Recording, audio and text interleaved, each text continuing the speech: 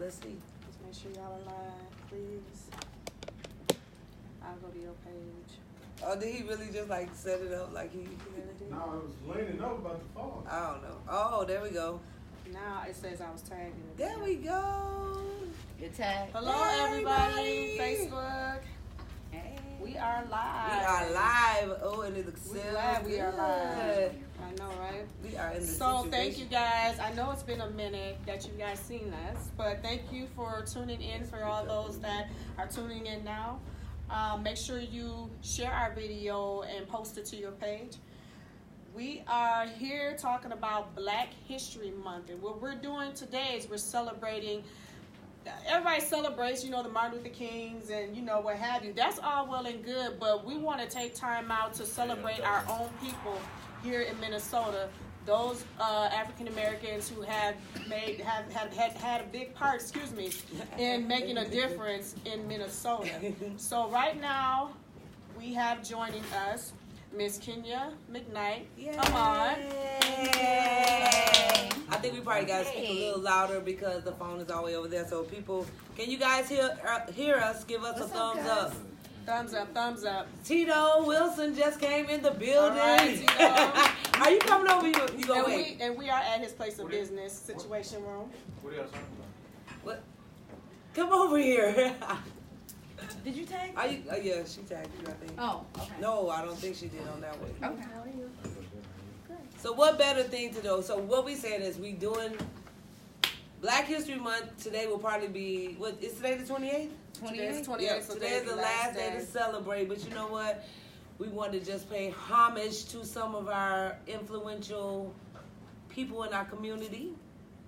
And my favorite, second favorite, Tito Wilson. Welcome, Tito. That is my brother. He is here at Wilson's Image. But we gonna, if you want, we gonna go to Kenya first, and then we can come and talk to you if you have something to do. We at his workplace, so we kind of like interrupted him a little bit. Not really. Okay. So you guys know each other as well, right? Kenya and Tito, y'all know each other? Many years. Okay. Many years. So that's what we're going to kind of talk about. We want to know what you guys got going on, and we're going to, like, for real, like, kind of just pay homage to you guys because you are creating history for your families.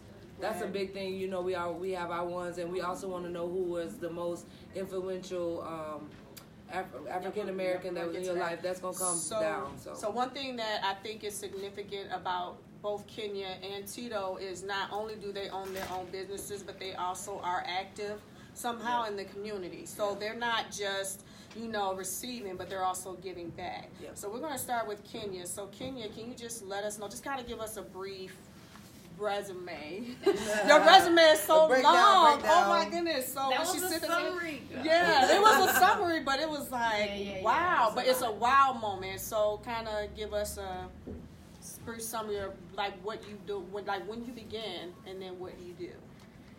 Yep. So I think I really began as a child, like because my great grandmother, old Baptist Southern lady, had us in vacation Bible school and church and involved in community. So back at home in Kankakee. So I feel like foundationally that whole community piece was there from that.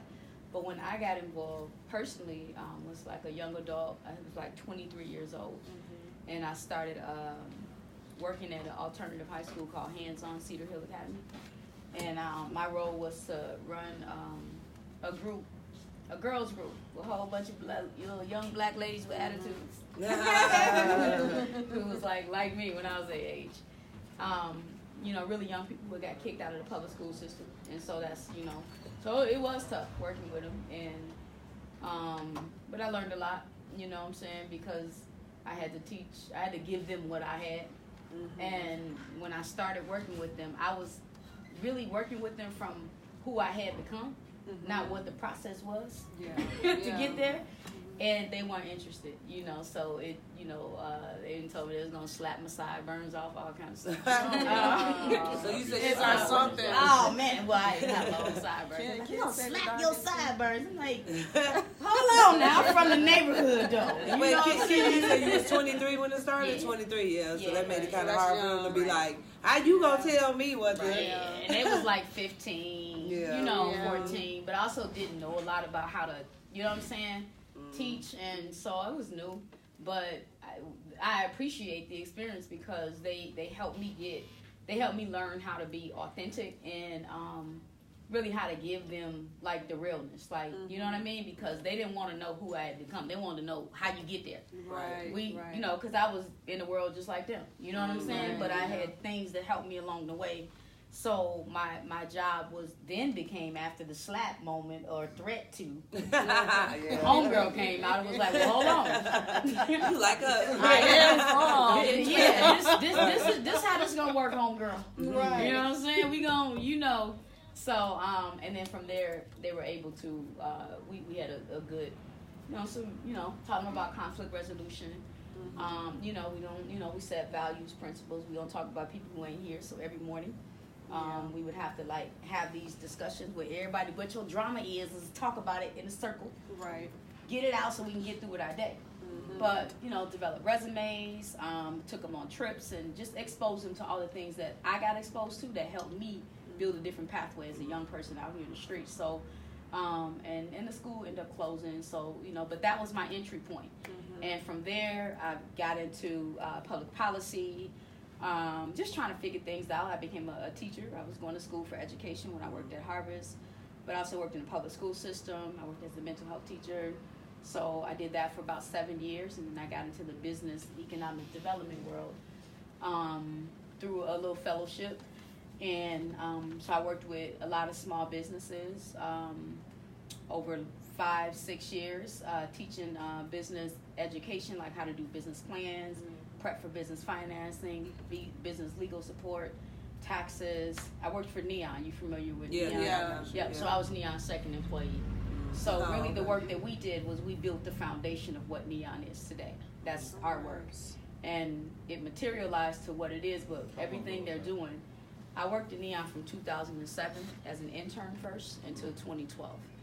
So Grover and I, we, like even the incubator, all that was our ideas then. It just wasn't our job to make it real, but we set the vision and foundation and invested in the money to structure the training, the resources, and made it community orientated, because it was just a program. It was just a class when we started. It was just a class that was happening over North. So we built it out to be what it is today. And then the new leaders who've taken it over the last, maybe 4 years, has taken it to the level that it is. But I just like to own the fact that we built the foundation of that. And I managed to use most of the programs and the youth business programs, where I had 7 boys and 4 young ladies. Did for 3 years teaching them entrepreneurship. They ran businesses on Broadway. All sorts of things. They were at the Federal Reserve Bank. Even the car wash you see on Broadway, Mike's. So we inspired that. We inspired him to do that because our young people was running that first. That's awesome. And then after we did it, he just started it as a community business. But that's where our young people did that. We've been on national documentaries for youth entrepreneurship over North. We partnered with the Federal Reserve to teach their financial literacy, help them dream big about business. All of our boys actually ended up going to school, graduating, and 5 of 7 went to college. Girls, I don't kind of know. They was just, But I'm sorry, but the boys took more, and my boys were in the streets. And so for them, I had to work all the time because they needed a place to be. So even on Saturdays and Sundays, they wanted to come in, I was in the office. But we paid them to do the work. It was a summer job. So, and we were able to partner with Emerge to pay them as a youth. So they worked with us 30 hours a week to be paid to learn about entrepreneurship. So that was my work at Neon. And from there, and I'll summarize, I became a Bush Fellow after, which is a statewide leadership program that invests $100,000 into you over 2 years to build your skills and as a leader. And application come out August. That's good to know, right? Yep, and it's a wonderful investment. At the time I got it, it was $75,000, but it's $100,000 now. You can use it for school, but mostly it's about investing in you as a leader, and you decide what that looks like to help you grow to your next level. So that helped boost me. After Neon, I also became a Humphrey Policy Fellow, so that took me from the corners of the North Side to the corners of the world. So those two investments in me also helped me in my work in transportation. So I began to get involved in transportation because it's a part of the economic development landscape. And from there, it just went really broad. And after being in transportation for about the last 7, 8, 10 years, I decided to create, and I'm skipping a lot in between because it's been a lot of stuff that's created that's helped me build up to where I am now. But I'm talking about 17 years of experiences working in community and trying to figure out what this is and how to give back to a community that I once was a little terrorized a little bit. You know, we used to be robbing stores on Broadway, busting windows, all kinds of stuff. You know what I'm saying? Skinny dipping in North Common, you know, just, you know what I'm saying? So you want to give back a little bit, you know, try to like redeem yourself. So 17 years of just exploring, trying to figure out.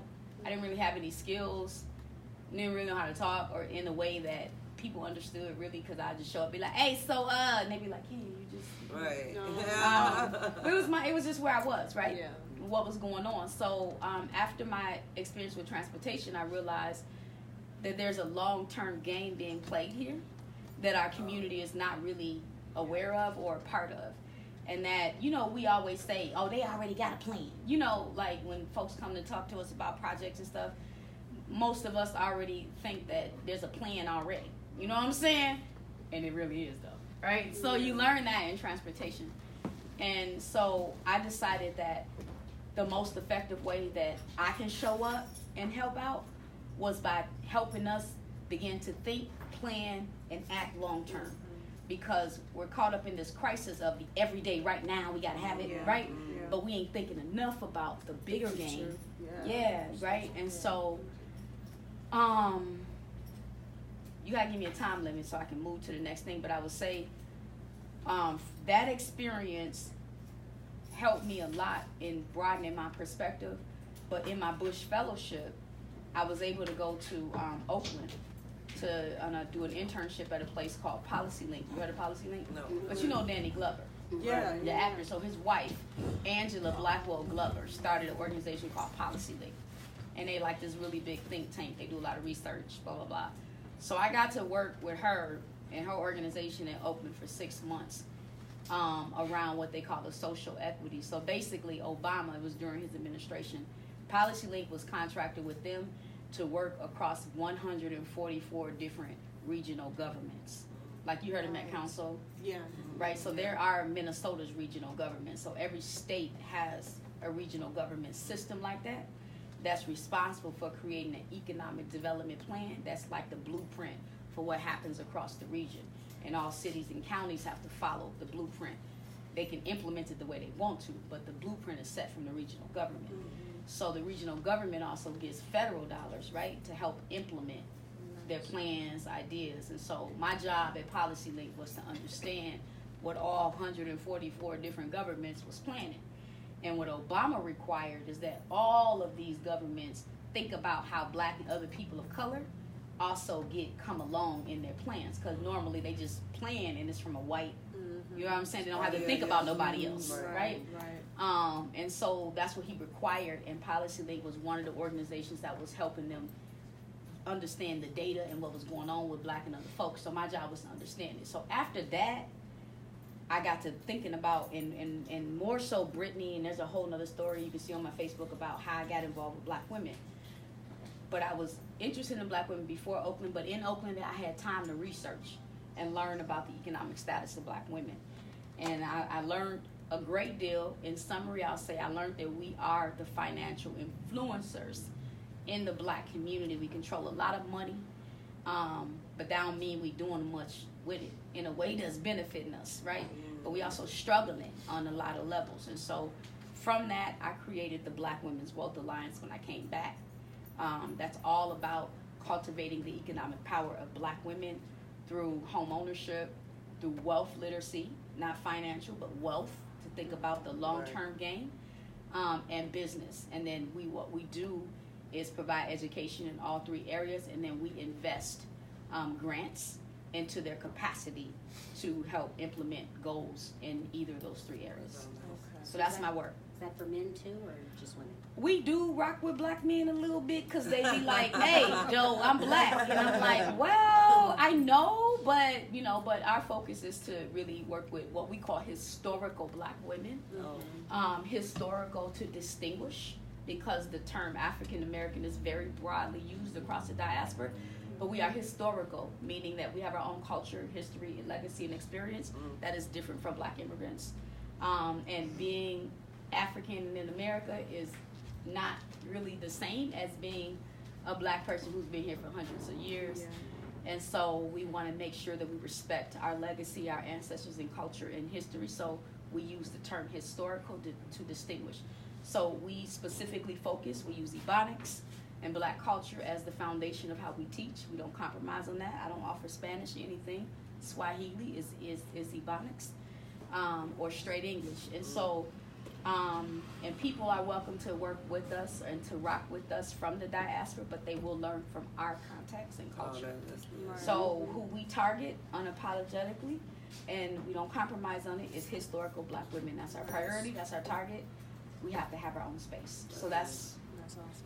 Who we work with, what we do. So how long has the Black Women Alliance been in running, and what's like the success rate of it? Yeah. We've been around since 2014. But we've been a legal business since 2017 and providing direct services since 2017.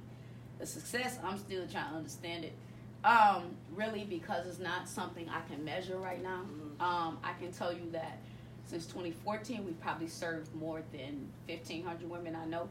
But when we started, we got our office, so we're on Emerson, we're on Fremont and Broadway in the 1200 building.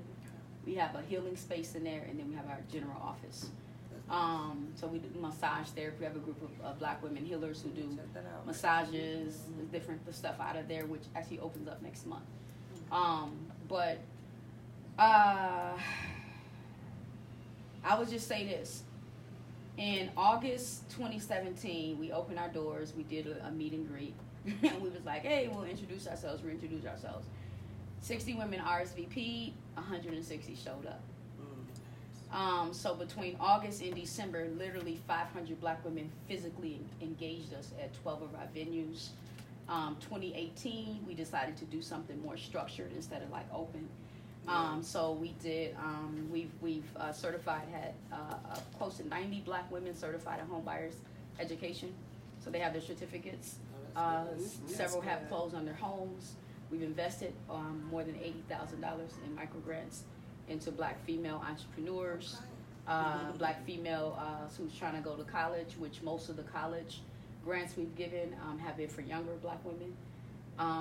And then we've invested, most of our transportation grants have actually gone to black men to purchase or repair vehicles for work and things like that, or to buy insurance for their companies and stuff like that. So is this an age cap, or is this open to anybody of color, like the age range? It's for black women. I don't use the of color thing. I'm black, so for me, we specify. So I don't just know. So a Asian woman or Hispanic woman is not likely to get a grant. No, age. Us. Age, like. Okay, age is it's open. We've had people bring their children.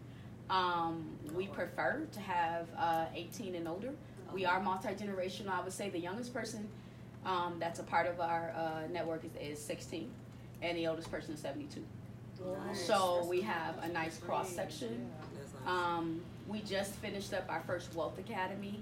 So from August 20th to November 20th, we ran a 90-day Wealth Academy. We had 48 workshops over 90 days about wealth building in the areas of housing, business, personal development, health and wellness, and wealth literacy. We had 70 black female students and 59 who completed the Wealth Academy. That's good. We worked with 25 partners, and we had 25 coaches who also worked with the women through the process to help support them, and they all worked with their coaches. So that's what we do, what we've done. Impact, we're still not sure. We know we've had a good impact. There's some who don't rock with us and don't like us. That's cool It's- too. We got a whole bunch who do, and I would just say the demand is greater than our ability to serve. Oh wow. You know what I'm saying? So we strategically don't post a lot, and Yeah, because I was just about to say, I'm like, I have not heard anything about it. And I'm we like, Yeah. thinking that you probably all are only ones doing this. It sounds like I haven't heard of anything Yeah. else or anyone else doing this. what we do know is that, so we're a public benefit corporation, Yeah. which is a new business model in Minnesota. We're the first black female owned in the state, but we are the only black female financial institution in the state good. Yeah. that focuses specifically on financial wellness. I mean, we're not a program, we're not, we are an institution that's solely about that. So we know we're the only one in the state.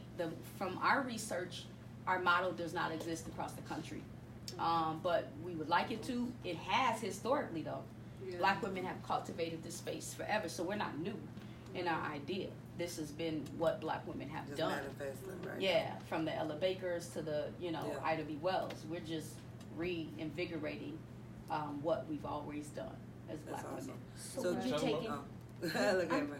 Would you Everybody. take women from anywhere, like from different cities, or does it have to be pertained to Minneapolis? Oh yeah, no, we've been asked to come to 8 different cities, 6, 8. We just ain't ready, y'all. It's gonna take a little time, but if they want to come, yeah, we're open to that. In fact, while the majority of the women who come to our sessions are North Side, we also have women who come from Woodbury, South Side. They come from all over, and so we're statewide. We're located over North because it's my hood. This is ground zero. But we're open to black women wherever they are. And if they want to travel here from somewhere else to come, that's cool with us too. You had a question, Tito? Yeah, I was gonna say you just won a nice award too. Wow. Yeah, A let us couple know. of them, No, what are you talking about? haven't you? The picture, the photo I just put? Well, that too. But what was it the scissors? What? Oh, the award that we won. Like, so he won. Oh, yeah. They call us, we won the West Broadway Area Coalition, the business, Yeah, that'd be Neon too, right? and Neon. Mhm. In December, was it December? Yes. December, we won the Paper Maker Paper. award, so I mean, we ain't got a lot of paper, Y'all but making since paper. y'all call us to make a paper maker, we're gonna make some paper. That's what we on. That was December 2018. Yep. So we wanted. There's been a few things. We've been recognized from Lutheran Social Service as for our That's innovation. It's been a few things, but yeah. Speaking of that award, Yes. we got another part. Like both of y'all are on fire right now. Yeah. We got Tito. Y'all got a I know lot he going doing his on. thing. Tito is doing his He's doing thing his too. Let me thing. tell you Tito. something. I always said this story never gets old to me. But I was like, I did when I started my esthetician and stuff. Like, I got offered so many places to go to go and work, and I mean, it was like reasonable prices. It was like good locations. It was like. But when I met Tito, it was like I was just truly inspired by how he was in the community. Like, Yeah. had a lot of stuff going on, a lot of programs that he wanted to do. I was just like, he was awesome. But Yes. we do have, so we want to pay homage to you as well, sir. If you could tell the people, a lot of people don't know about you. People don't know about They it. know in Minneapolis, but you got to be worldwide, my brother. He's an awesome father too. Like when I worked at Harvard, his girls were students there. He's still the same way. Yeah, So. thank you. Well, my resume is nowhere near. Right. Right. I heard right. resume. I'm like, Ooh, I and she mean, summarized it. I Yeah. just like a synopsis Sorry, of it. No, Little you microcosm. But for me, so I'm originally from Decatur, Illinois. So Born we and- Illinois up in here, you know what I'm saying? Yes, You from Chicago, I'm from right? Kankakee. Kankakee? Yeah, Okay. Kankakee. That was a little bit outside Chicago, right? 45 minutes south. Yeah. Suburbs. Bird in the house. But anyhow, so yeah, that's where I come from, the streets of Illinois, born and raised. And, for me, just being, like having an entrepreneurial spirit started way back when I was like probably 8, 9 years old. You know what I mean? Seriously, I started off like delivering newspapers. Mm-hmm. I had a paper route, and Me I too. just you did. See? Yeah. Yeah. I got in college. So I just wanted to. You know what I mean? For me, I wanted to do something, And so, you know, I know it's too young to get like a regular, I mean, I guess that was kind of like a regular job, but it was for kids also, you know what I mean? So, you know, I got a job delivering newspapers, and I did that majority of the year. Kind of around winter time, I kind of, you know, we had some brutal winters in Illinois. Right. So I didn't do the paper out during the winter months, but I did go out and shovel snow. You know what I mean? And this is all just, that's just what I want to do. My mom never pushed me to get out and do it. I just wanted to do it myself. So when I think, you know, as an adult now, 45 years old, I think back to, you know, how I got started as, you know, just wanting to be an entrepreneur. And like I said, that spirit has always been a part of me. So, you know, I grew up there, and I moved away from Illinois back in 94, a little bit after I graduated high school. And I moved out to Boston, Massachusetts, and, you know, that's why I went to barber school. You know, I had started cutting hair for my friends and my brother, you know, as a teenager.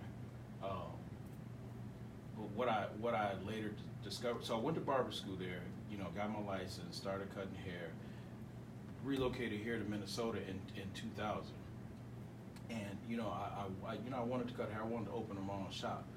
And, you know, I think what a lot of people may be confused about me, they think I have a passion for cutting hair.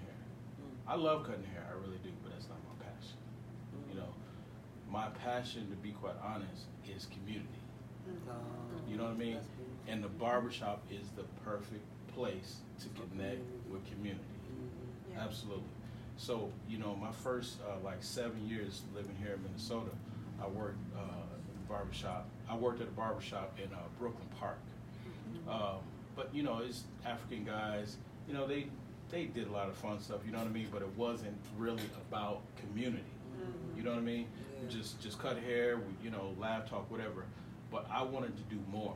And so I knew when I was going to open the shop, I knew I was coming north, even though, you know, I didn't really know a whole lot about North then. You know what I mean?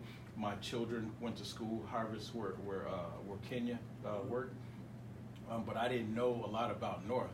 It had just been like the stuff that I'd been hearing about North, you know what I mean? The crime and whatever, you know what I mean? So yeah, and that's all you get. If you don't come and get involved, you know what I mean? From the outskirts, you'll just hear that is bad. North is bad, you know what I mean? But I didn't want to take that and let that be the reason why I worked somewhere outside of North. So I decided that I wanted to open a shop in North Minneapolis, and I did in August of 2007. And being North gave me that connection to the community that I had wanted. You know what I mean? Gave me that connection to the people that I wanted to be around and work around and be able to offer the shop as kind of like a resource hub for people in the community. Did you know I lived on the corner from your shop on Thomas? 39th and Thomas? Did you? I lived in an apartment building right across the street. I didn't let you see me like that because I was working at school and I kind of want you to be all in my business. So, but I knew you was there. I didn't. I was like, them the girls' dad. That's interesting though. That is. Because you would think that people don't get it with your art, which is a gift, but it's really not your purpose, which is the passion of your community. But it all kind of comes together. Yep. And you know, I missed a whole part of my life. So yes, I am a single father. You know, my children, let me see. Sorry. So I'm a father of 4. I have a son, 27-year-old son. I have 3 daughters. The two daughters that Kenya knew, those are my older daughters, and I raised the 2 of them. You know what I mean? From time they come out of the womb until now. You know what I mean? My son, I didn't raise him, and my younger daughter, you know, me and her mom, we co-parent. But my two daughters that Kenya knows, they went to Harvest, you know, which is here on the north. So, you know, I just wanted to put that in there, you know, kind of give a little shout out to my daughters. Oh. But anyhow, they doing wonderful. Deuces. they're good kids. They're good kids. Thanks to you, you know, you were part of that. They're coming up also. So anyhow, like I said, my passion is really about community. And so, you know, open a shop, like I said, I want to use the shop as kind of like a resource hub and be able to connect to people, you know, people and organizations where I could offer, you know, I could get resources from and be able to offer, you know what I mean, to the people right here in the community. So go ahead, you got a question? No. Go ahead. So, and that's typically what I do, you know what I mean? So I've connected with the Minneapolis School Board, you know what I mean? I got involved with them when they was having, well, they always have issues about education and how they deal with our children. A few years ago, I decided to get involved though, because, you know, we was going through this superintendent transition situation, you know. Over north? Over north over here? Public schools, Okay. Absolutely. So, you know, the night we went to a school board meeting, Bernadia Johnson, she was out. Yep. Michael Gore was the interim superintendent for a while. And, you know, they were trying to, at least the school board, I don't think they wanted to go through a process of, you know, kind of selecting a new superintendent. And they were just going to go ahead and try to force Michael Gore through. And a lot of people in the community, they didn't, not that they didn't necessarily want it, but they wanted to allow a process to go forward to, you know, vet other candidates as well. And so they were trying to just go ahead and put it forward. And myself and some other people, we got up and protested. They said, this is not happening tonight. You know what I mean? They said, said the community wants to be involved in the selection process. Like I said, whether it's going to be Michael Gore or somebody else, the community wants to be involved. And so, you know, we basically shut the meeting down. You know what I mean? And so after that, they decided that they were going to go through and vet some candidates, but they formed a community group, you know what I mean? So, you know, various people from the community. So I was part of that group to bring in the current superintendent. And, you know, Yeah, because she in Minneapolis. Yeah. No, I worked with Minneapolis Public Schools when they were going through that transition right before Ms. Johnson left. Oh, So, really? Yeah. So yeah, you know, I don't know. The verdict is out on that guy. I know. It is, but he is cleaning up Yeah. some important things, like he brought out the excessive money used in special ed, ESL, and the budget gaps and stuff that they was just willing to keep under. But bringing out the special ed also highlighted how much they was jacking our babies up in that area. Absolutely. Yeah. So, you know, I think, to be quite honest, I think the problem with the way the school board does business is, so, you know, they stagger these terms for the school board members. So, I mean, if they have any ideas that they want to put forth, I mean, you spend so much time trying to bring your idea forth, and then it's time for election again. You know what I mean? So it's hard to get any traction. And they fight so much amongst each other, and they fight with the superintendent. You know, that's why progress is slow. Distraction. Yeah, absolutely. So anyhow, you know, I took part in that, and then after that, there's a brother, Alfred Babington Johnson. You know him. He has the Stair Step Foundation, and they have this program called the Belief Bowl. And the Belief Bowl basically is, so, you know, he partners with a bunch of different churches throughout the cities, South Minneapolis, North Minneapolis, St. Paul, you know, all these different churches, they'll take part in this. And so basically there's like coaches or mentors that are assigned to the churches. And so what we do, we go into these churches and take the students, the 3rd and 4th graders, 5th and 6th, 7th and 8th graders, and partner the mentors with the students.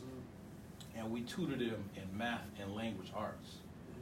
And so I worked with a church over south called Friendship, Greater Friendship. Greater Friendship, yeah. Is it Greater Friendship? That's it? Yeah, that's it. Greater Friendship. Okay, all right. Russell. Russell, absolutely. So I work with them, and I partner with the 3rd and 4th graders. And this was, you know, my first year, and they haven't had it since then. They've been out for a couple years, the Belief Bowl. But anyhow, so I got with 3rd and 4th graders. I think I had three little boys and a girl. They were on my team, and you know, so we tutor them every Sunday for like an hour, 2 hours, whatever, to go in. You know, a lot of the time is spent dealing with behavior. You know what I mean? I'm gonna tell you the truth. I almost quit because I was like, these kids are challenging. You know what I mean?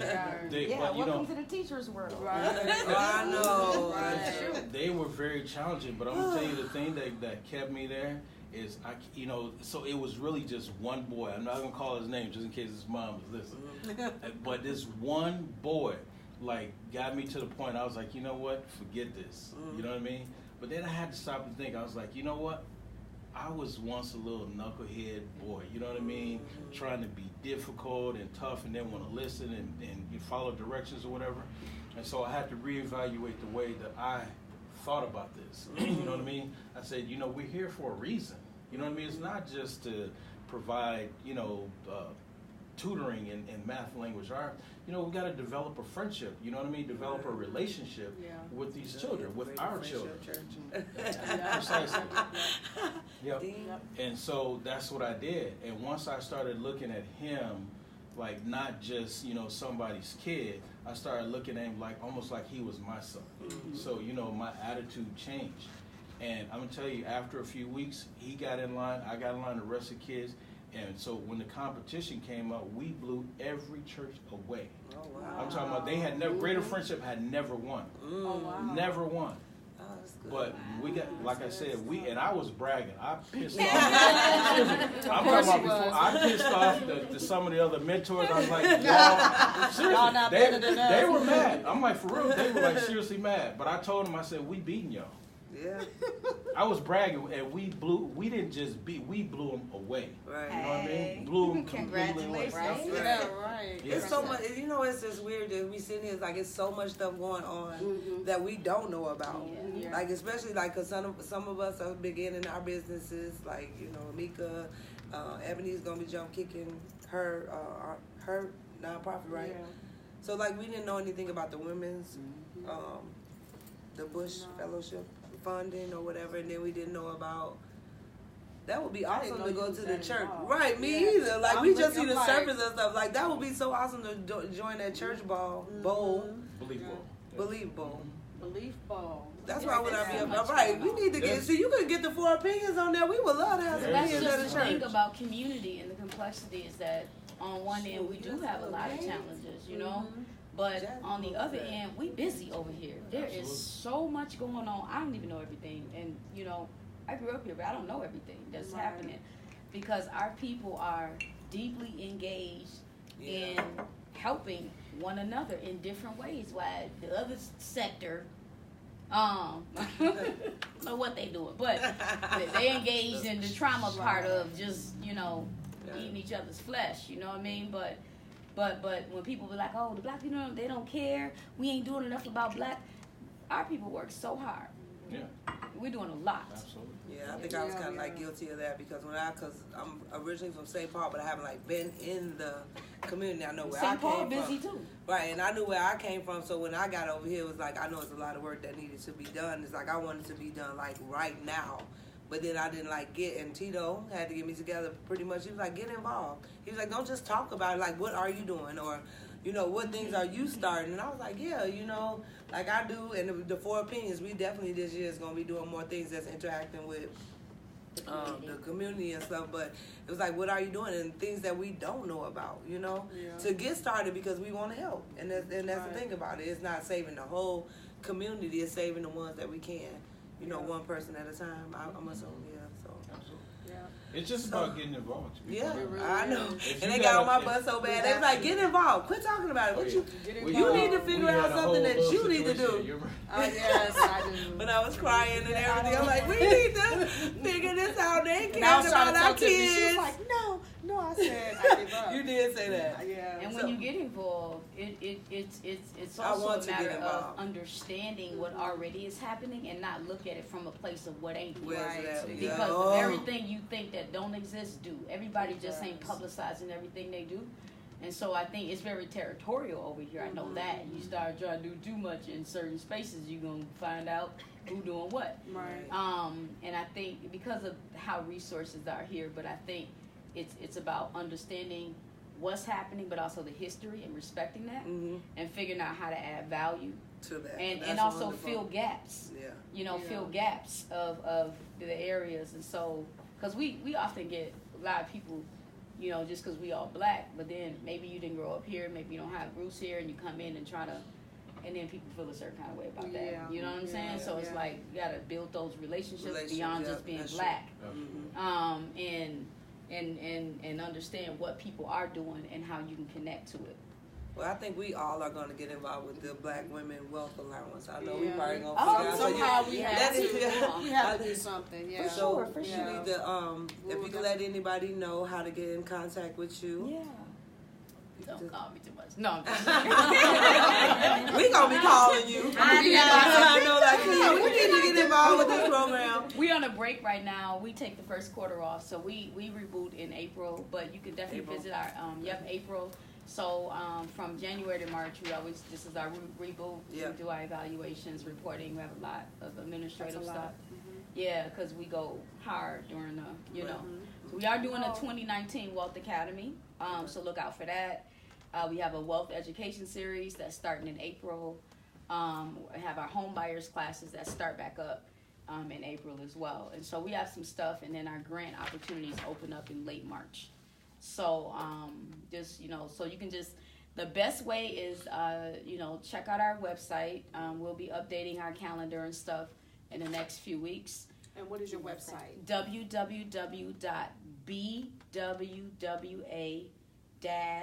www.bwwa-us.com. And you can just Google Black Women's Wealth Alliance too, and it'll come up. But we do have a Facebook page. We support a lot of different events, so there's a lot of stuff happening that Black women are doing that we just post out there because we believe in networking. Yeah. But sign up on our website. There's a pledge form, or just say, there's a form that says stay connected. Fill it out. You ain't gonna hear from us right away. But when we do, put out our information, you'll get a notice. But you need to sign up so we have your name, email, and all of that. So. And Tito, you got anything going on Yep. that you can let people know about? So I started the scholarship. last year. Yep, started the scholarship for African American scholars going away to college. It's strictly for African American children. You know what I mean? Yep. No ifs, ands, or buts about it. Cool. And so last year we started it. The reason why I got started with that is because my daughter did her first year of college last year, and I watched her go through the application process, applying for all these scholarships and grants and stuff like that. And I mean, she got lucky. You know what I mean? She got lucky and she found some money out there. Because she was just truly diligent. She was on top of it, you know what I mean? Searching everywhere, Dad, I got this, I'm looking, applying for this one, you know what I mean? And so, I was amazed just of watching her go through this process. A lot of our scholars may not have the same access to the information or whatever, some of the criteria, you know what I mean, that's required. They may not, be able to qualify for it. And so what I decided to do, I said, I've been working here in this community for, this is my 12th year being in business. So, I can't tell you how much, the community has paid for my lifestyle. So I said, I can give something back. So I said, I can take $1,000, split it between one African American male, one African American female. I'm very intentional about that as well. And I give grants to black men. huh? Because you had looked at me. So No. I was, okay. So you already. No, I was just messing with you. So read what I'm saying. I got you. Yeah. You know. I see you. On my bag. No, it's okay. And so I put it out, and I said, well, the criteria for to qualify for the scholarship is at least a 2.5 GPA, live in North Minneapolis, have a college acceptance letter or class schedule, and write an essay, 500 to 1,000 words, just kind of detailing how you can use your degree to positively impact inner city. We said North Minneapolis, but Yeah. you know, it didn't have to be, because sometimes, you know, kids don't want to come back here if they go somewhere else. But you know, just let us see that you understand some of the social ills here and how you can use your degree to positively impact that. And so, you know, I put it out there on social media, and after a couple days, sister from the sister spokesman reached out to me. You know what I mean? She had saw the Facebook post, and she asked me, you know, Miss Tracy. no, Stephanie. Oh, Stephanie. Yeah. She asked me if I wanted to do a little story about it, and I said sure. You know what I mean? Help gain some traction. You know what I mean? So plenty of people can apply for it. And so we did that, and from that, someone from Fox 9 News, heard about it, and they got in touch with me and asked me if I wanted to do a story about it. And I said, that's even greater, you know what I mean? Because now more people will hear about it. But nowhere am I thinking I didn't think that it was going to bring more money, you know what I mean? But it did. So it went from me offering $1,000 out of my pocket to getting over $5,000. And so instead of just giving 2 kids $500, we gave 5 kids $1,000 each.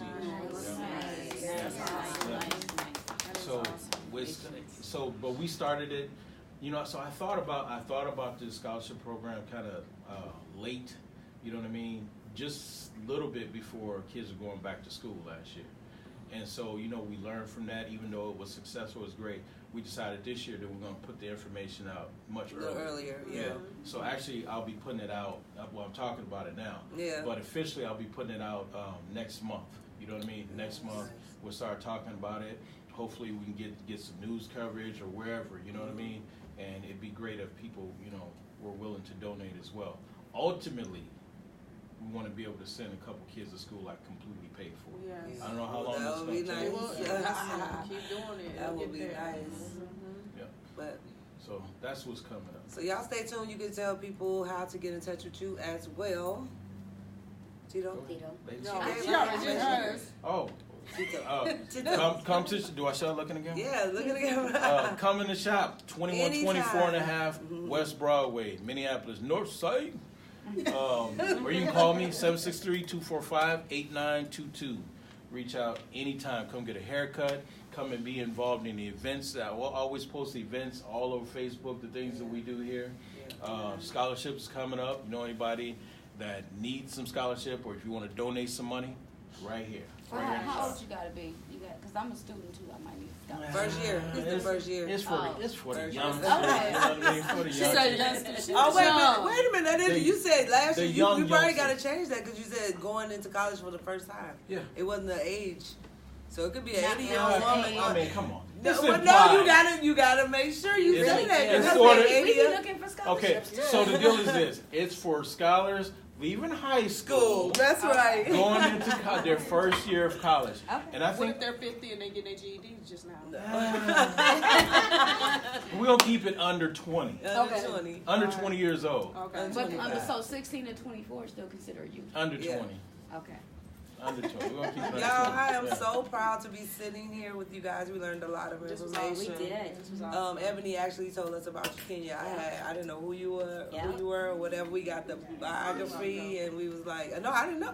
I'm 2 years into Minneapolis now. I'm learning a lot. It's a lot of people to know. Like you said, It is. I'm learning a You lot gotta about get to know Minneapolis. Kenya. Yeah. Yes, I'm going to get to know Kenya. So What we did, got. what did you just nominated for? The Look, he know all the nominations. Oh, that's right. Too. She is very humble. What list Yes. was you on the top? Influential or something? What was that? So it's a St. Paul magazine Okay. called Fashion Odds. All right. And they did a Oh, Back did to you see Black. that? Yep, Back to Black series, and so there's 12 Black people, women, that they nominated as generational 2019 generational influencers. Did y'all just take a picture or something? Yep, yep, That the one all the A black. yep. Oh, I'm in that's that. what that was. Okay. Girl. Yeah. That's how y'all don't know who y'all sitting at. I know, but that. I'm looking at the picture like. Yeah, I saw the picture, but I only knew like one person. Yeah, that's or a St. whatever. Paul online magazine. Okay. Is that the first time they've done that? No, they did it. This is their coming back out. They did it 4 years no. ago. Okay. So they're just rebooting, and that's their Black History. Nice. That was is really nice. That was a nice awesome. picture. Yeah, So Black we are Dynasty.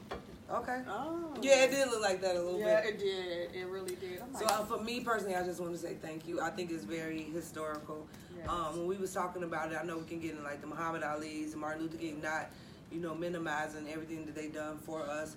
But when we look at today, the people like you two who are starting that path for the generations to come, it will still be a part, you know, of history, and it's kind of like matching, you know, people that done a lot Or of her things. story. So, yeah, Her Yeah, story. yeah, Yep. her story, her story, and Hero, history. Shiro. Right. Oh, I don't know if you guys wanted to say anything, cause we about to go and we got one more person. Yeah, we do. Everybody's Okay. gonna be happy. Real quick. Where's those Take at? like We 10 going over there. seconds, really quick. Yep. Who would you say is your most influential African American? About 1 minute. Period. Most influential And person why? that But you only got a inspired couple. me? Just No, well, anyone. Yeah. Oprah Winfrey. I get it. Yes. And yeah, cause she got bread, Yeah, I like but Oprah like that. I do. I I love like Oprah. well, you know what? I respect her coming from the ground. Oh, yeah. And building her way up as an entrepreneur, as a hustler, and getting to the place, Yes. you know, and then Yeah. standing on her spirituality, Yep. like as a woman, as a black woman. She's not religious, she's spiritual, and she's about developing herself as a human being, and Yeah. she's a philanthropist and investor. So she is. I love Oprah. Yep. Yep. What about you, Tito? So please, I don't want y'all to be conflicted when I call his name. You know what you I mean? gonna Don't say? say our.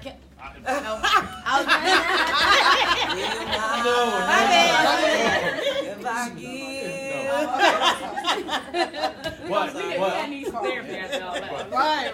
So, and this is outside of the charges, the allegations, and all this stuff. But Bill Cosby, Oh, I knew he was yeah, gonna say yeah, Bill yeah, Cosby for when you sure. said you that. know, Bill, you know, he's a I hell. learned still stuff like Bill about my boss Cosby. today. What's up? I learned a lot about you Seriously, today. I mean, I've always loved what Bill did for Black America.